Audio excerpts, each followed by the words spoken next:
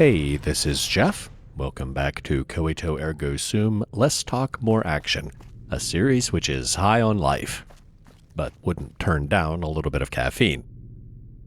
Last week we discovered Cytogenesis, a pre-war biotech facility where Larry Slater wants us to recover some research data, met Dr. Carter, the original owner, who kept himself alive by cloning a new body every time he starts to get old. I'm switching over to hollow point ammo because we read a terminal last week that implied the robots and turrets were all outside the lab, so it seems unlikely we'll run into anything heavily armored down here. And because I've played this before, I know for a fact that that's true. The lab level itself is a bit maze-like, although it's not that hard to navigate once you get used to the layout. It's just the corridors are so dark and similar. It's sometimes hard to get your bearings until you run by one of these well-lit rooms and remember where you are. This room has a big book of science on the opposite side of the table from the door. You might miss it if you don't step all the way in. The R&D manager's terminal has the same reminder note that all the department heads got about food and drink in the lab, and a different one from 2 weeks after the Great War. All department heads' preliminary indications are the conflict was not a limited exchange and may have been the doomsday scenario. I will address the staff soon to discuss the long-term ramifications. In the interim, please give them the following practical reassurances. 1. The lab was equipped at no small cost with seals to protect the environment from radioactive and biological contamination by us. They will accomplish the reverse just as effectively. We will not be irradiated by fallout. 2. Replication of multicellular organisms is our specialty. We will not starve. 3. The once controversial security measures imposed upon us by our financial backers and the government were designed to protect us from foreign aggression and organized insurrection. We will not be murdered by looters. So far, that all checks out with what Carter told us. And then the day before the 120th anniversary of the war. Good luck. If your mind's made up, I won't try to stop you. Gather what you need for a brief reconnaissance, quietly, and then come see me. I'll unlock the main seal. It would be best if you don't tell anyone else about this until you get back. So by that point, at least one person wanted to go outside and see if anything survived, and they apparently had an accomplice. You have to assume they had all gone through at least 2 clone bodies by then. So we keep going down, and the next level is the only one you can really get lost on. The rest of it's pretty linear. Facing in, there's a bathroom, so I'll open the door just in case I happen to be coming up the ramp in a hurry. I'll know which floor I'm on. Spoiler alert, I probably will be. Nothing back here but some old control panels. So, let's keep going down.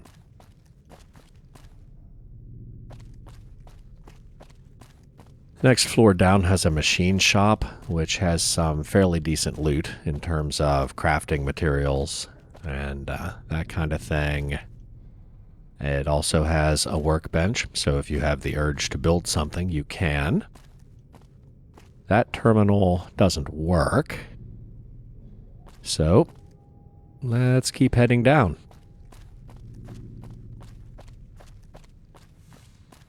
The next floor has the reactor, which I don't think there's anything useful in here. I don't know if these cabinets are always empty or, well, they might have random loot, but nothing I'm that interested in.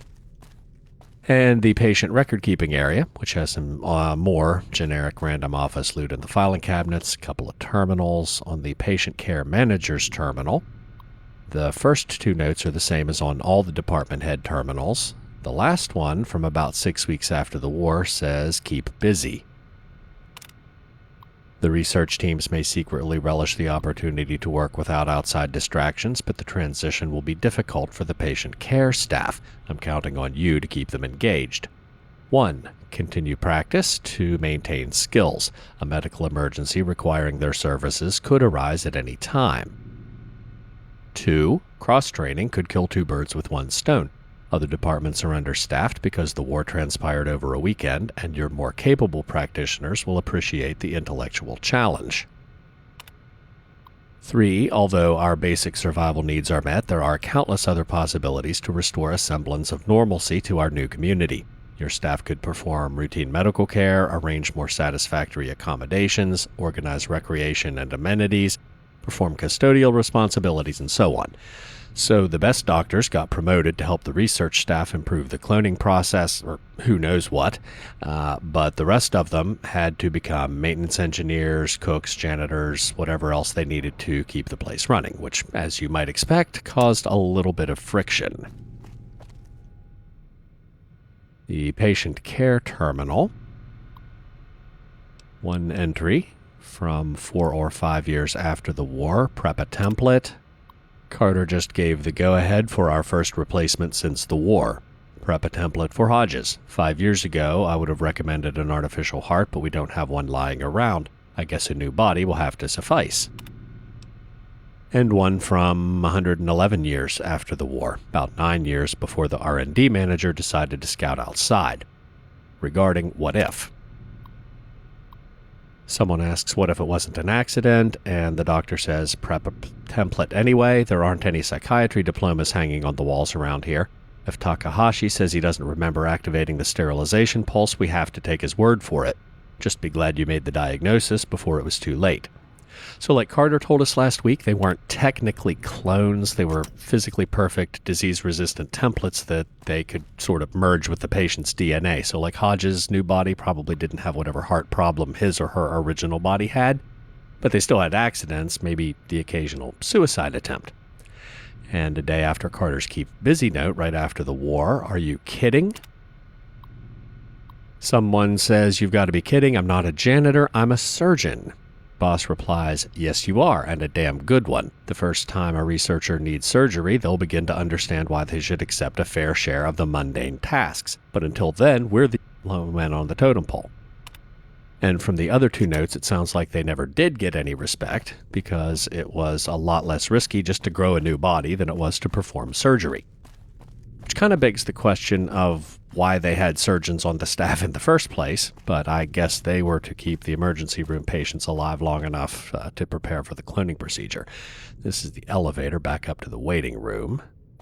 Around the corner, on the very bottom floor, this is where Carter is waiting for us. But the door's locked, requires a key, which is mildly suspicious since he invited us down here, and we haven't seen any of the other doctors or researchers who we know were still here at least 120 years after the war. So let's go back up to the only area we haven't explored, the floor with the bathroom. Bottom line, they did medical procedures on the bottom floor, research on this floor, but the mainframe in the lab controls all the isolation doors, including the one to the locked lab downstairs. There are 3 ways into the research lab and mainframe. First off, straight back from the bathroom, there's a little workshop / break room. Coffee maker, coffee cups. These things, protein cakes, are excellent. They restore a lot of hunger and health. Plus, they buff, maybe endurance. Take all these medical supplies, including another rat away, which will probably come in handy shortly. These lockers have a couple of environment suits and an incinerator, all of which makes perfect sense for a biotech lab, and not coincidentally might also come in handy in a minute. Can't talk and pick locks at the same time.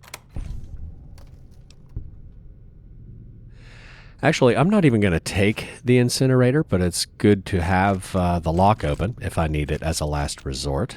There's a weapon repair kit on top of all that flamer fuel. And on the other side of the room, there's all the energy weapon ammo in the world. I almost never use energy weapons with this character, but even in hardcore mode where ammo has weight, the value to weight ratio is good enough you basically have to take it to sell it. And cattle prods are extremely rare. I'm not that good with melee weapons, but it's just too cool to pass up.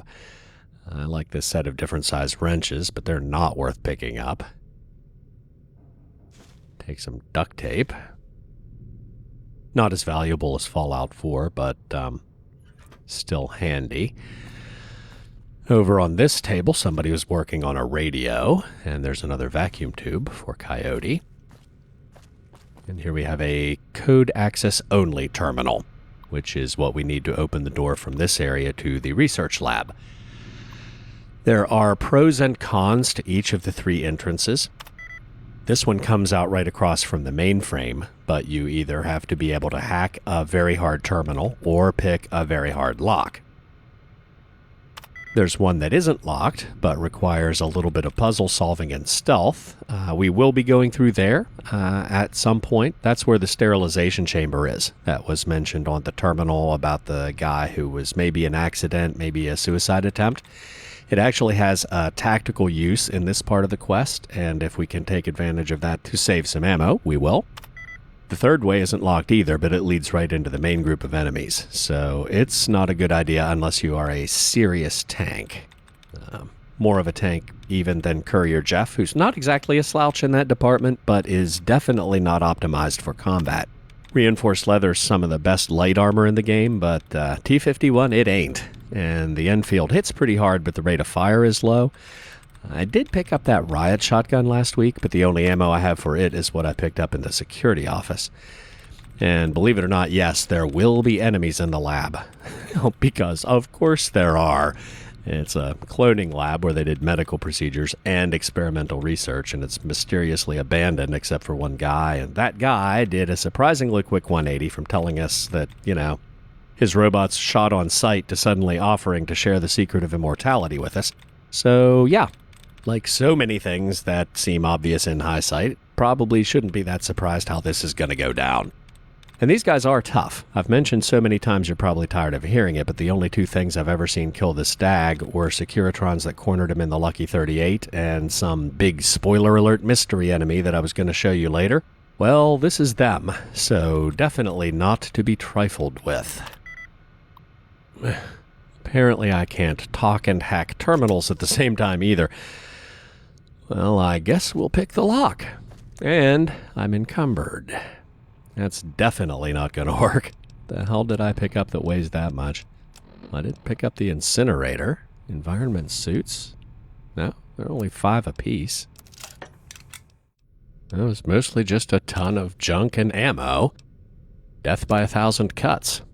I'll just stash some stuff in this locker. Come back for it later.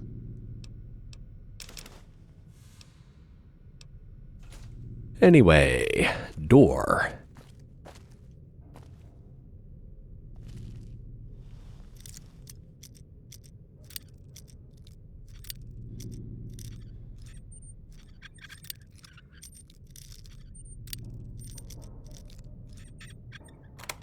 Works much better when I'm concentrating. Oh, lights out. And in here, we have a bunch of protoplasmic accidents. And despite being red blips on the radar, they just look so harmless, playing kickball. So these guys have no damage threshold, which is why I'm using hollow points, but they have an insane amount of damage resistance. They aren't fully developed, so they're just big squishy bullet sponges. Do not see me. Get that ball out of here. You really want the highest DPS you can manage, which makes it exactly the kind of scenario I've been hoarding 12.7mm SMG ammo for, but I wanted to be a good role player, and Courier Jeff thinks the Enfield is one size fits all. And he's about to get a hard lesson in using the right tool for the job, because a sneak attack critical that might have one-shotted a Cazador only took its health bar down maybe 20%. And there are 4 or 5 of them in here, so we're going to plan B already. The sterilization chamber, which is back here. The short version, it works like an airlock. There are 2 doors, only one can be open at a time. 15-minute exposure to the ambient sterilization field before leaving the MCO synthesis lab is sufficient in normal conditions. The ambient field is safe for all fully differentiated MCOs, people.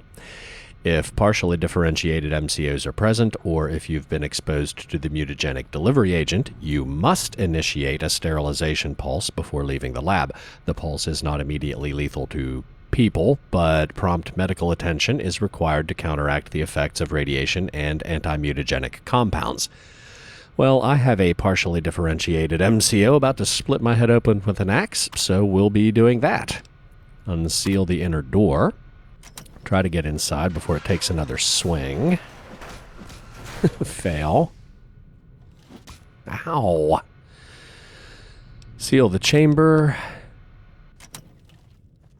And... oh, jeez. Initiate the pulse.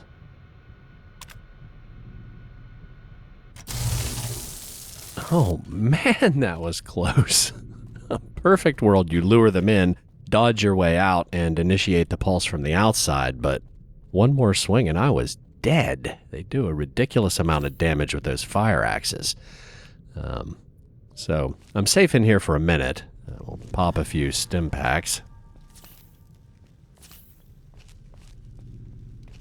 And maybe a rat away. How bad is my radiation poisoning?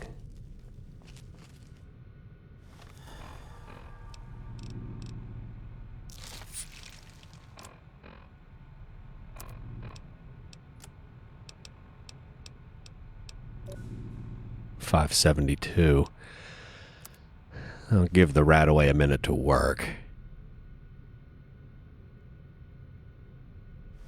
And I think it's time for the riot shotgun.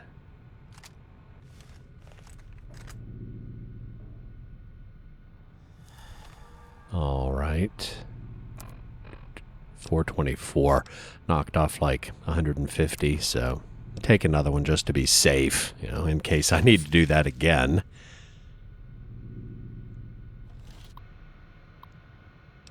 And unseal the MCOS door. Let's see what's in the lab.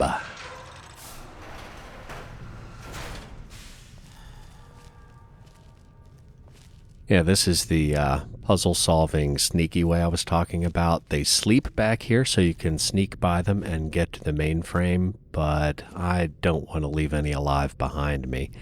And there's one sleeping over there. I don't want to wake it up. I'm going to snipe it with the Enfield and switch back to the shotgun after I hit it.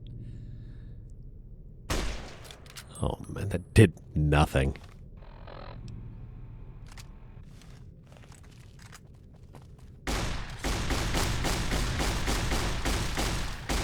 Well, that one only has a knife. I mean, it's still dangerous, but not nearly as scary as when they pick up an axe. Stop you!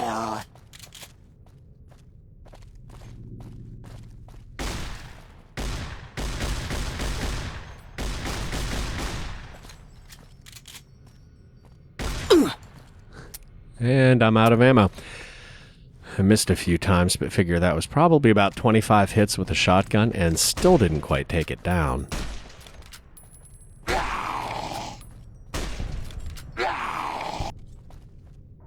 There's his friend.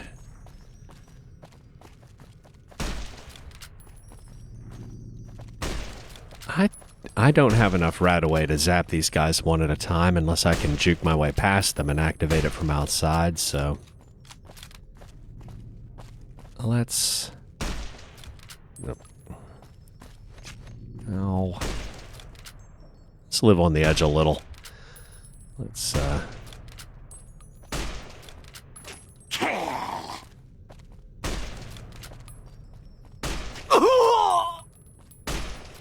let's, go see how many of these we can get to chase us in here at once.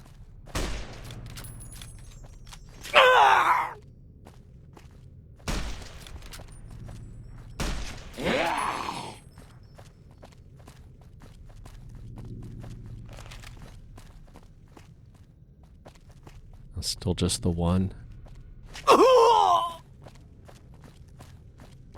Alright, well, guess we have to run all the way over to where they're playing kickball, which there's, like here, that's the mainframe door. There's another way that goes behind it, so I could get myself surrounded here, which would be very bad, but alright, you see me.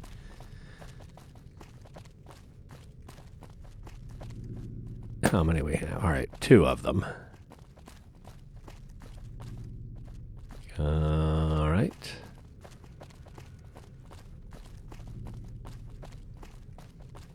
All in.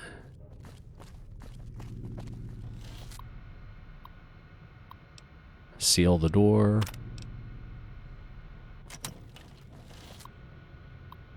Initiate the pulse. Alrighty. And now some more right away.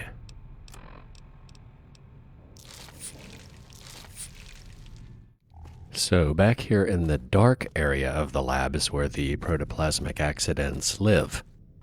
There are mattresses, empty cans, giblets, which are presumably replicated flesh, a few chopping tools like cleavers and knives, generally pretty squalid conditions, especially over here by the back door to the mainframe. We have what I can only guess is like a litter box. The well-lit area is where they play, and I think there might be one or more live one lurking around here somewhere, so I need to be a little bit careful. In this corner, we have some kind of a shrine. These items arranged on the floor got scattered around during the battle in my last playthrough, but undisturbed, it looks kind of like a face. Maybe it's supposed to be Carter, and they worship him as a god, or at least fear him. I don't know. Oh, there's the other one. So much for being careful. Lights on, not even sneaking. Is it chasing me? Yep. I'm just going to seal the door until it loses interest. I want to have everything set up the way I want so we can lure it over and zap it the right way. Okay, hidden. Good to go. I want to lure it in through the other door because the furniture in the control room sometimes gives them trouble, so I can probably maintain a longer lead, give myself a little more time to get out the door that we just closed and seal it in. And while we're here and safe, let's read the control room terminals. 25 years after the war, regarding pork. Someone says, last night's pork roast was odd. Please tell me it was really pig DNA. Lab guy says, you know as well as I do that we have reference sequences for thousands of species, and even if we didn't, protein is protein. Grow up. So maybe the cook just had an off night, or maybe somebody realized they could try cannibalism without actually killing anyone. Another one. 35 years after the war, good work. Nice job getting Bank 2 back online. I remember when you didn't know which end of a wrench went on the nut. Better watch out or your absent-minded professor reputation could be in jeopardy. So after a few decades, they really were cross-training and picking up skills outside their original specializations. And there is evidence of improvised repairs all over the lab. Finally, on the lab manager's terminal, 4 years before the war, regarding custom templates, manager says, new safety procedures, no problem, but why would you need a non-human template? Are we cloning ETs now? Someone, presumably Carter, replies, I've been informed they don't exist. This line of research is strictly to preserve endangered species, and if that generates interest from wealthy clients desperate to see cherished pets reborn, it would be cruel to deny their wishes. Which I find very interesting because just like they had this life-saving technology, but Carter said the real money was in nip and tuck, here's another example of how they were doing socially responsible things for publicity, but they were really in it for the money. Or I guess that glass half full view would be they were doing profitable things to subsidize their works of conscience. That's the same stay calm note all the managers got. And the last one, 120 years after the war, 3 days after the R&D manager wanted to go outside, lab manager asks, how was your meeting with Carter? And somebody, we'll find out soon it was the ops manager, replies, I expected him to give me the 3rd degree, but he accepted my word that I never gave Elsa the code for the main seal. The only other person who had it was Carter, and she obviously didn't get it from him. I didn't think she had the skills to hack it, but she was full of surprises. So Ilsa was presumably the R&D manager, and she either got the code from this person and they're just lying about it, or she got it from Carter, even though they didn't think he would, or she didn't trust anybody and hacked it herself because, we know they were all cross-training and she had 100 years to get good at computers. Anyway, the third way into the lab through operations, past the bathroom, directly across from the research area. And the last protoplasmic accident probably went back to the playroom, but the break room door is open, so it could be in here. Might as well be careful. Here we have the ops terminal. One entry from 3 weeks after the war, motivation. I could tell Carter's little speech didn't cheer you up, but continuing the work is not pointless. We have no experience with copy loss over multiple iterations, and we might go through 3 or more bodies each before it's safe to go outside. The more reliable we can make the neuro-relocation process, the more likely it is that we'll still be us when it's time to repopulate the world. So at least some of them were thinking about very long-term survival and what happens if they clone themselves multiple times. There are also a decent number of blank holotapes in here, which we'll eventually need to make movies, so don't miss them. And a little IT humor. Despite every terminal in the building having an email warning against food and drink in the work areas, most of the terminals in the ops area have snacks hidden behind them.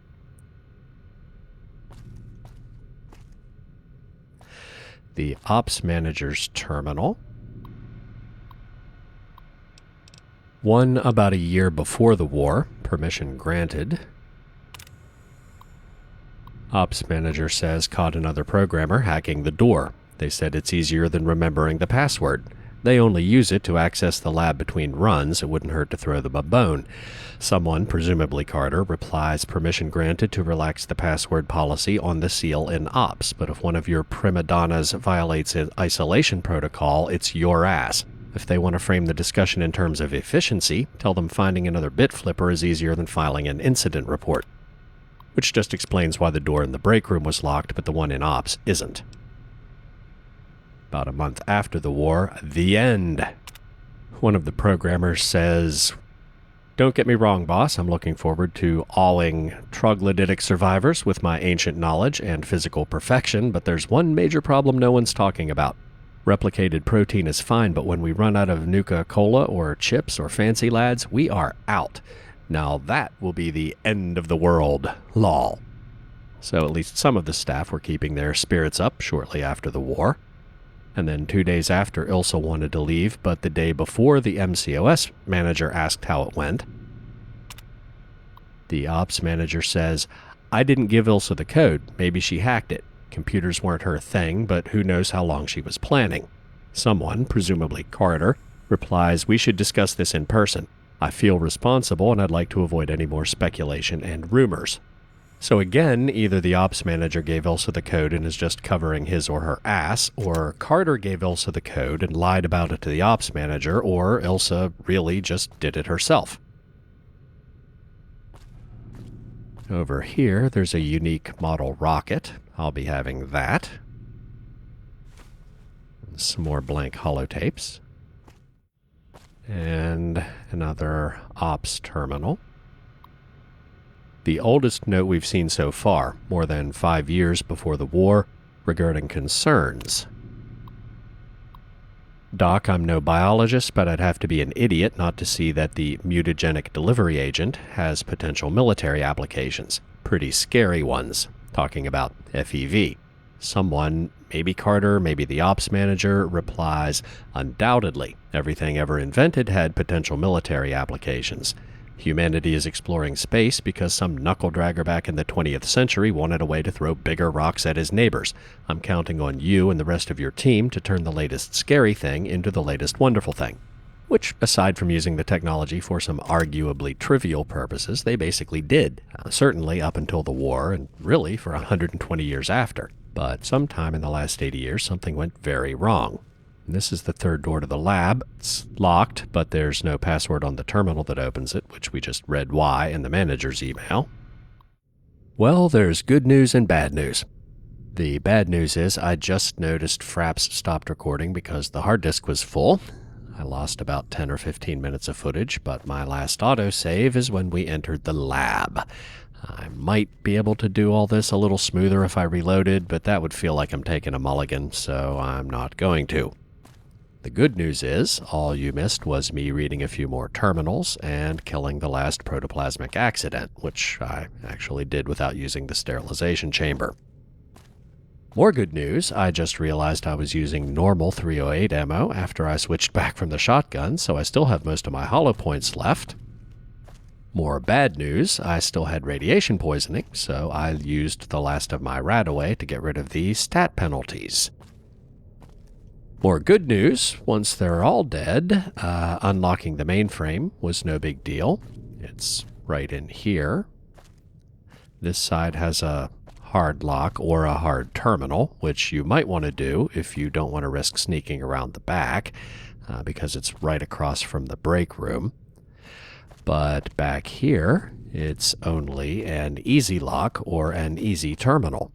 And once it's open, you use the mainframe itself to unseal the transfer chamber. With that option. And that's the room downstairs where Carter is. More bad news. I'm kind of pissed off about being a spaz with Fraps and my hard disk space and all that. So I don't want to record while I'm in a bad mood. So I'm going to call it a day. More good news, things get exciting pretty quickly after you talk to Carter, so next week should be a fun episode. I'll see you then.